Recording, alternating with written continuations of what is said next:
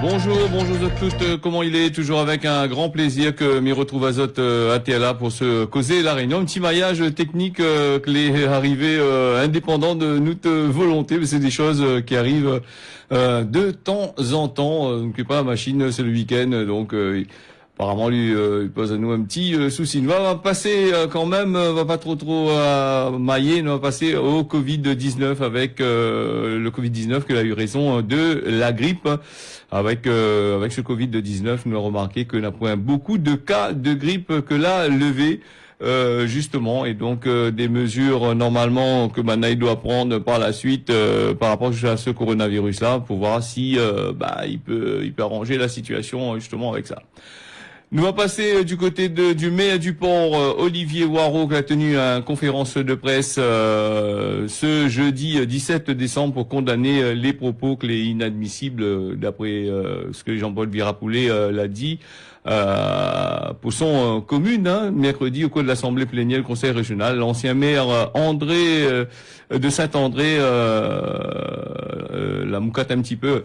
Olivier Waro, si sa commune, dit que sa commune, c'est une commune où il y a beaucoup de délinquance, et il a ajouté que c'était une commune far west de l'île. Alors il a dit que Jean-Paul Virapoulet l'avait dit que elle est pas trop gaillard dans son commune là-bas, n'a rien qu'un peu baisement d'un copatel. Alors donc Olivier Waro n'était pas trop content parce que aussi Didier Robert, le président de la région, n'avait pas réagi ni condamné l'attitude de Jean-Paul Virapoulet. Alors Olivier Waro a demandé des excuses publiques et n'a pas répondu à son demande, puisque Jean-Paul Virapoulet a dit il y a point à répondre ces affaires-là, mais nous voit aussi que les élections qui arrivent bientôt, nous voit les petits pics que les données, que ce soit par chaque maire ou Boug, il doit représenter d'autres pour la région justement. Nous va passer à des vidéos au caractère sexuel du côté de Saint-Paul qui a été mise en cause. L'élu de Saint-Paul a été mis en cause là-dedans. Et donc le conseil municipal l'a accepté sa démission, puisque le Boug l'était bien présent sur les réseaux sociaux. Tu vois bien que lui était dans une posture qui n'était pas commode du tout. Donc Huguette Bello, le maire de Saint-Paul, l'a accepté lundi la démission du Boug. Donc pas dire nous qui salue le Boug, nous ne connaît pas non plus. Donc voilà le système. Le radar de Pierrefonds qui a été brûlé et cassé. Voilà, donc encore un radar qui gagnera pas de fait à son ban affaires. Donc à force de trop essayer de sécuriser, comme on dit, ou sécuriser, c'est juste pour gagner l'argent, pour que l'État puisse ramasser un peu l'argent là avec les bandes de radar. Donc de moun mettre de feu dedans. Et c'est aussi à force de faire un peu de moun, il fait peu de moun pour dire comme ça, là il est plus roulé, radar, il s'attaque à autres, que vous allez sur le téléphone portable, vous allez dans tout le système. Donc les gens des fois ça va, ils cassent les affaires. Et attention, ces bandes radars là, comme on a dit, ça a des protections dessus, il faut faire très attention parce que calcule pas, ils filment rien que l'auto, mais ils filment aussi ses alentours. Et il y a des systèmes qui permettent de détecter si vous vient casser ali, ben robot là, les machins. Mais là par contre, il n'y a pas rien détecté, donc que pas que ça arrive. Donc voilà un petit peu le système. Nous, on va passer au budget qui a été voté. Le département a voté un budget de 1,5 milliard d'euros, service de relance et de la solidarité. Les conseillers du conseil départemental là-bas l'a validé à l'unanimité le budget primitif de la collectivité vendredi 16 décembre 2021 d'un montant, comme il disait Azote, d'1,16 milliard d'euros. Voilà, donc en gros, c'est un hausse de 6%, ce qui permet au président de Cyril Melchior d'avancer sur les axes d'intervention que vous avez mis en place. Vous avez mis quand même pas mal de choses en place ces derniers temps avec la relance économique, toutes sortes de qualités à faire. Donc les 1,16 milliard les déjà en cours, donc on a bien voir pour la suite. Et justement, on va aller voir un reportage qui a été réalisé par Jacques Marin avec l'Assemblée plénière là tout de suite. À l'ensemble de mes collègues et à notre administration, attention, quand vous avez une population qui est en difficulté à cause de la crise sanitaire, mais aussi parce qu'il y a un taux de chômage élevé, notamment chez les jeunes, il y a beaucoup de précarité, de pauvreté, eh bien nous devons être solidaires avec nos concitoyens. Et c'est cela le sens de ce budget. Un budget de solidarité, mais aussi un budget de relance, parce que la solidarité s'exprime avec les plus démunis, mais aussi avec le monde économique, avec nos artisans, avec nos agriculteurs, qui chaque jour s'efforcent de produire mieux et de produire plus pour satisfaire les besoins de la population réunionnaise. Donc c'est cela la solidarité. C'est aidons les uns et les autres, notamment les plus démunis, mais aussi pensons au monde économique et au monde agricole. Exactement, parce que vous le savez bien, on le voit avec cette période où on souffre de sécheresse, eh bien il nous convient d'adopter les bons gestes, les gestes citoyens, les gestes écologiques. Et nous avons donné à ce budget une conscience écologique, parce que nous voulons faire du département de la Réunion une collectivité exemplaire en matière écologique. Tout simplement déjà en consommant mieux et des produits pays, en accompagnant la transition agricole de ce territoire, en faisant en sorte que nous-mêmes, en termes d'économie d'énergie, on aille vers plus d'énergie renouvelable, et puis à travers le plan 1 million d'arbres, de pieds de bois que nous sommes en train de planter.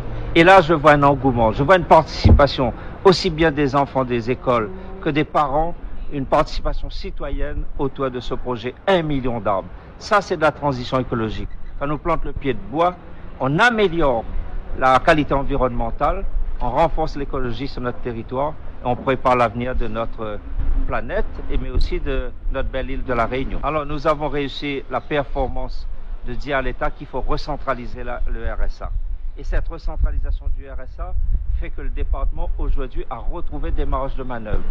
Le combat n'était pas gagné, n'était pas facile, mais à l'unanimité des élus, nous avons réussi à faire entendre le message du département au chef de l'État, qui nous a donné raison, et on a obtenu cette recentralisation qui veut qu'aujourd'hui, le budget de 1 milliard 159 millions d'euros est bien sûr en augmentation, mais il est en augmentation au service de solidarité.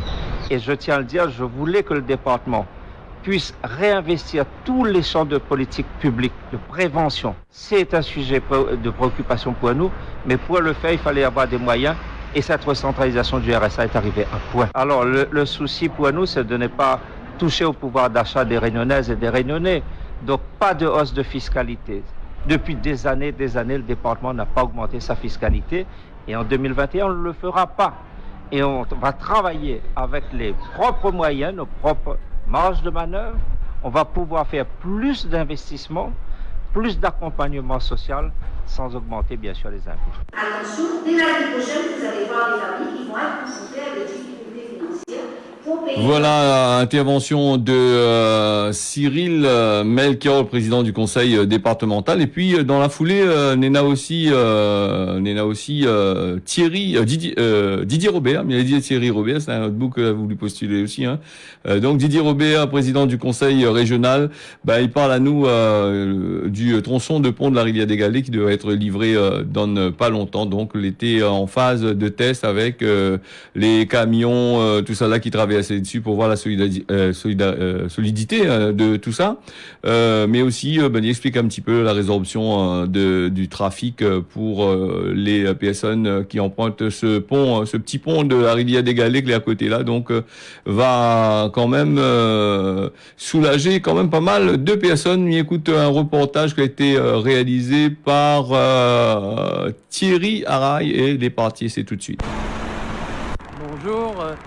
Nous sommes là sur le pont, le nouveau pont de la rivière des Galets qui doit être ouvert à la circulation dans quelques jours puisqu'il sera ouvert le 23 décembre au matin. C'est pour la région un moment important. Hein. Ce pont était attendu depuis très longtemps compte tenu des problèmes que posait le pont métallique que nous avons ici sur notre droite et qui non seulement freinait de beaucoup la circulation, mais en plus posait des problèmes de solidité et il fallait absolument s'intéresser à la réalisation de ce nouveau pont. C'est un ouvrage à 2 fois 3 voies de 420 mètres de longueur et qui aura coûté 70 millions d'euros. Donc c'est avec une grande satisfaction que le président de région va pouvoir ouvrir ce pont à la circulation, tant attendu par les automobilistes, donc dans quelques jours. Alors Thomas Cavage, chef de service à l'ETN Nord, à la région Réunion. Donc aujourd'hui on est sur la fin des travaux sur le tablier du pont de la rivière des Galets, qui va être mis en service le 23 décembre au matin. Donc on va le mettre en service à 2 voies de circulation dans chaque sens. Et on va conserver les 2 ouvrages existants comme bretelles de sortie pour accéder et rentrer depuis le Sacré-Cœur. Voilà. Donc il faudra continuer à utiliser ces ouvrages pendant à peu près 4 mois, donc jusqu'à mi-avril 2021. C'est le délai qu'il nous faut pour réaliser les raccordements aux nouvelles bretelles qui vont être créées pour connecter le Sacré-Cœur à la nouvelle route. C'est un moment de satisfaction et de remerciement que l'on doit donc à tous les ouvriers qui ont travaillé sur ce chantier pendant 4 ans, aux équipes de la région, aux entreprises, tous ceux qui ont apporté effectivement une vraie contribution pour que nous puissions ici sur la rivière des Galets avoir ce pont flambant neuf et surtout livré en temps et en heure comme nous nous étions engagés à la circulation donc dès la semaine prochaine. Donc c'est un vrai challenge qui a été fait donc avec un objectif qui a été tenu en termes de calendrier, un objectif qui a été tenu en termes de budget consacré à cet ouvrage. Reste la route du littoral ? Il reste bien sûr, la route du littoral maintenant, pour lequel vous le savez, nous sommes aussi en accéléré avec un objectif pour 2021 qui est de pouvoir livrer 9 km sur les 12 km au total. Donc ça sera un élément très important qui viendra parachever finalement tous ces chantiers que nous avons engagés pour faire en sorte que nous ayons sur ces chantiers routiers donc une circulation qui soit la plus fluide possible. Et j'entends bien aujourd'hui les nombreux automobilistes qui se plaignent donc des embouteillages. Notre travail, notre mission, c'est d'essayer d'améliorer la situation et en même temps, c'est de faire en sorte que tous ces ouvrages puissent accueillir à terme le réseau régional de transport guidé sur l'ensemble de la Réunion, de Saint-Benoît à Saint-Pierre, à Saint-Joseph. C'est notre objectif, avoir demain un réseau de transport en commun qui soit le plus efficace possible. Voilà un pont que va rendre service quand même pas mal de personnes qui roulent là-dessus parce que c'est un affaire où ça, les embouteillages, les assez costauds étaient là. Hein. Je ne sais pas quand ça va du côté de Saint-Denis le matin, crois-moi, en passant à là, les assez compliqué. Mais vrai, ces derniers temps, on avait beaucoup de travaux à là et donc c'est une belle chose qu'elle a été réalisée. Sera livrée, je ne crois pas la semaine prochaine. Hein. C'est un affaire comme ça. Voilà, c'est un aussi des chantiers que n'a pas trop pris de retard hein, par rapport à la route la NRL, la nouvelle route du littoral. Nous va parler aussi, un coup du 20 décembre parce que nous n'avons pas trop parlé de 20 décembre. 20 décembre, c'est la fête, la liberté, hein, Banaïdio, c'est la fête de la liberté, la fête CAF comme Banaïdi, mais c'est aussi une fête pour tout le monde, hein, la première CAF l'a bénéficié de la liberté, donc c'est une fête qui a été depuis longtemps, n'était pas officialisée, simplement elle a été officialisée avec la venue de François Mitterrand, rappel à Zot, hein, dans les années 1981-82 par là, plutôt 1981, Banala officialisé, l'a donné un jour, une date bien précise pour le 20 décembre, féaillé, les gens, les commerces devaient être fermés, tout ça là, mais c'est plus le cas, hein, maintenant, toutes les ouverts, les gens ils travaillent, la besoin, la monnaie, le 20 décembre n'est plus la même chose, sauf le 14 juillet, c'est un peu comme un 14 juillet pour la France, sauf que le 14 juillet, toutes les fermées avec obligation, et sauf que le 20 décembre, elle n'est pas obligée de fermer, donc tout le système, comment il fonctionne. Voilà, 20 décembre, en tous les cas, M. Tazat, un bon fête de 20 décembre. Dimanche, nous aurons l'occasion de passer 2-3 morceaux concernant 20 décembre, Maloya, tout ça là. Et bien sûr, si tu écoutes Télé Créole, là aussi, il y a 2 musiques, Maloya, tout ça, qui fait plaisir. Maloya, le 20 décembre, c'est le signe du Maloya aussi, mais c'est aussi d'autres cultures, d'autres affaires qui est ici. Hein. On a aussi des Indiens, on a aussi des Chinois, là, tout ça l'été ici. Hein. Quand on parle 20 décembre, souvent on nous parle rien que Maloya, mais c'est pas rien que Maloya. Le 20 décembre, c'est la fête de la liberté, qui est destinée aussi à toute bande de monde. L'avait bande marron aussi, qui l'avait sauvé pour notre liberté dans les forêts, tout ça là. Mais il y avait aussi d'autres monde qui étaient ici, qui étaient dans un peu comme ça. Donc, fête de la liberté, fête du 20 décembre. Et maintenant, c'est fête pour gagner la monnaie, je veux dire. Et par contre, ce 20 décembre-là est un peu spécial, puisque avec le Covid-19, n'a pas trop grand chose l'a pu être fait ou sinon ça a été fait dans le respect, hein, non, dans le strict minimum. Donc espérons qu'avec le temps, nous aurons bien sûr une belle fête pour les prochains 20 décembre. Voilà. Mais disons, tiens, Bolargue pas hein, pour ces affaires-là. Et voilà. Donc d'après, nous va passer, nous ferme la parenthèse du 20 décembre. Nous aurons l'occasion de parler du 20 décembre. 20 décembre, on parle ça tout le temps, nous, sur Télé Créole. Et puis nous on a un super reportage qui a été réalisé pour bientôt là, pour le 19 ou le 18 décembre. Mais on reconfirme ça. Je regarde la télé, le petit jingle, il passe dans un instant. Après, d'après l'INSEE, l'étude de l'INSEE, un quart de la population réunionnaise a subi des privations matérielles, c'est-à-dire la pointe sur la case, les dehors, dans le chemin, un peu partout. Hein. Et puis, la pointe beaucoup de choses dans votre case pour autres vivre, ou sinon ça, il fallait un peu la pointe trop manger non plus, machin. Et en 2018, ces privations-là, c'était 340 000 Réunionnais étaient en situation de privation matérielle, hein, soit 40% de la population. Hein, et ça, c'est une affaire qui est 3 fois plus élevée que la France, en France là-bas, dans le pays de la France là-bas. Et c'est les pareils hein, pour le taux de pauvreté, pour l'argent. Hein, pour le monde, la pointe trop l'argent, c'est qu'ils vivent en dessous du seuil de pauvreté. Ça, c'est l'INSEE qui dit à nous ça, hein, d'après une étude qui a été publiée jeudi 17, pas trop longtemps, là, hier. Alors, jeudi 17 décembre 2020, 200 000 de ces bandes défavorisées en même situation de privation. La baissée là, tire à 100 000, là, maintenant c'est 200 000, hein, avant c'est 300 000, hein, donc voilà. Le chiffre est 4 fois supérieur à ce que la France, là-bas, hein, les plus élevés que chez les Antillais, là-bas, près de 7% de Réunionnais, dans une extrême fragilité, voilà, la pointe trop l'argent, les pauvres, les misères. Et puis voilà, donc et après quand Banagé et Timoné, il y a toujours le monde en train de crier pour dire ben oui, elle donne ici, elle donne là-bas, donc la solidarité de Monique connaît plus trop tôt, hein, sauf pour faire la solidarité pour je sais pas quoi, donc voilà. Ici dans notre pays, beaucoup de monde dit à nous ben il manque des affaires, hein, donc notre monde la point manger même pour manger, et ben nous va très bien, hein, donc voilà. Le Premier ministre Jean Castex a eu un cas de contact avec le coronavirus. Le président de la République a été testé positif au Covid-19 jeudi, c'est-à-dire hier, jeudi 17 décembre. Hein. Une nouvelle a été annoncée par l'Élysée sur les réseaux sociaux. Emmanuel Macron va isoler lui pendant 7 jours. Il va continuer à travailler sur ses bonnes activités à distance, le télétravail. Hein. Heureusement, il y en a ça. Hein. Voilà, donc la positivité de l'État a été établie d'après ce qu'il dit d'un test qui a été réalisé d'après les premiers symptômes de coronavirus. Hein. C'est un communiqué de l'Élysée et il est considéré aussi comme cas contact des autres. Le Premier ministre Jean Castex. Donc, rappelle à autres, hein, il s'avait vacciner un peu les bonnes EHPAD. Donc, Jean Castex, il est un petit peu vieux, mais il dirait, bon, il sera dans le cadre, on va vacciner en même temps que bonne personne dans l'EHPAD.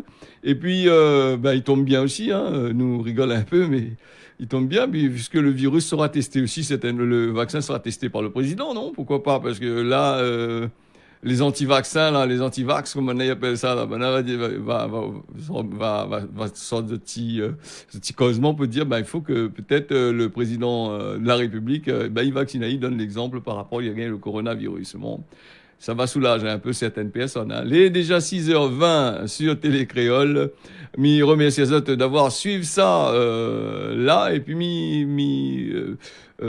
tiens à préciser que ce journal-là, il est en direct tous les matins entre 6h et 6h25. Bien qu'aujourd'hui, la maille est un peu techniquement, nous va essayer d'améliorer au fur et à mesure. Hein. Il ne l'est que des humains. Et voilà un petit peu les affaires. 6h25, il faut pas appeler le soir parce que encore hier soir, quelqu'un avait appelé pour passer en direct. Donc, il faut passer en direct le matin entre 6h et 6h15. Là, tu peux passer en direct, là, pas de problème. Nous va passer au causement La Réunion. Mieux vaut tout notre langue 7 fois dans ou de bouche avant de causer. Voilà, ça, ce causement Gramoun, hein. 7 fois le mot 7, là, il revient beaucoup. Comme 7 lames lamées, tout ça, là, c'est... Avant de causer, avant de dire des bêtises, mieux vaut bien réfléchir parce que Outlang, il peut faire condamner pour des choses.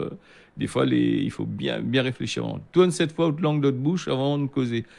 Et souvent, notre Gramoun t'a dit, tourne cette fois Outlang d'autre bouche avant de causer. On est en train de dire n'importe quoi. Tourne Outlang cette fois. Voilà. Nous allons parler du mot réunionnais, zarboutan. Alors, le zarboutan, c'est un mot très important dans la culture réunionnaise, hein, un peu partout. Le zarboutan, c'est le pièce maîtresse d'un case. Rappelle à nous, si je te rappelle bien, dans le temps longtemps, une case en bois, il y avait des arbres-boutons en dedans. Dans la case, il y avait des arbres-boutons pour soutenir le fait, pour soutenir le toit, pour soutenir la case. Alors, si je tire les arbres-boutons en dedans, ben, la case, il tient pas, hein. Donc, les arbres-boutons, c'est fait pour ça. Et il dit aussi, dans notre pays, hein, les arbres-boutons, par exemple, ou de mon monde, papa, c'est des arbres-boutons. Il faut protéger Ali, hein. Ça c'est aux arboutants, c'est-à-dire que c'est lui, il soutient où, il a toujours soutien où. Après, il y en a des parents qui soutiennent pas leurs enfants, ça c'est des parents exceptionnels, c'est des cas machin. Mais beaucoup de parents, un parent, il abandonne pas son enfant, tout ça là. Donc le système. Nous allons passer à la météo pour ce matin. Le temps sera couvert, on sent même des grains par place. Du côté de l'étang salé, on aura la pluie. Et puis entre Sainte-Suzanne, Sainte-Rose, l'après-midi, le temps sera couvert. La pluie, on est là sur le côté de la plaine des Palmistes. Et puis l'entre-deux, le port, ça c'est pour l'après-midi. Mayotte, le matin, le temps sera couvert avec la pluie sur Akua, Chiconi, et l'après-midi, l'après-midi. Alors l'après-midi, le temps sera couvert avec soleil sur Bouéni et à l'île Maurice. Le matin, comme l'après-midi, le temps sera couvert. On aura à peu près le même temps. Le Causer la Réunion, là, l'a fini. Mais remercie Azote d'avoir suivi ça. Mais donne Azote rendez-vous pour le Causer de la Réunion lundi matin entre 6h et 6h25. Sinon, dimanche, nous retrouvons à nous pour mettre une demande sur la musique. Hein, si tu veux envoyer à nous des messages, je peux envoyer là. On est un peu en fin, envoyez à moi des messages là, mal à noter. Donc, c'est des messages qu'on va passer en début d'émission du dimanche matin. Voilà, merci Azote, merci Azote toutes. Nous retrouve dimanche matin pour un peu l'ambiance dans la case. Et puis, je remercie aussi le technicien des là-bas, il y a ça dans le taille. Allez, on retrouve.